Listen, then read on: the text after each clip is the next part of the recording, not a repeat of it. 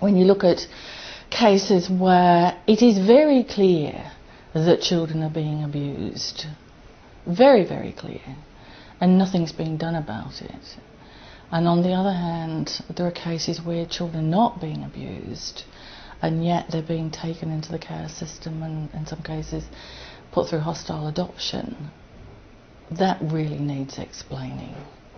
And so that's what I set about to do, to see, well, what's going on here?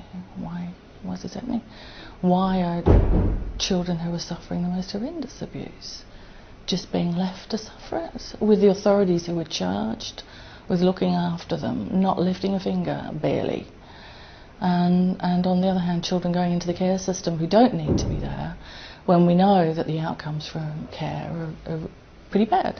Something like 50% or more of children in young offenders institutions in Britain either are under a care order to the local authority, that is, the local authority are their parents, or they were under a care order. The local authority were charged with looking after them. 50% of the kids in local authority institutions, 50% rather, of children in young offenders institutions have come through state parentage in one way or another.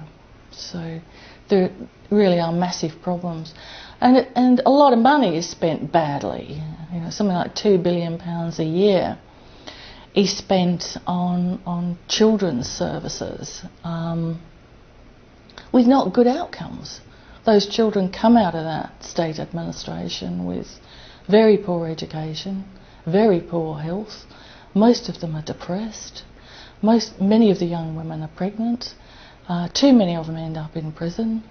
Massive drug and substance usage problems. Really just appalling outcomes. Well, if you can't look after children well, you've got no right to be doing it.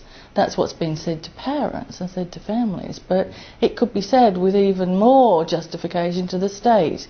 If you can't do it properly, then stop doing it. Find another way, a better way of producing some better outcomes for these children and young people.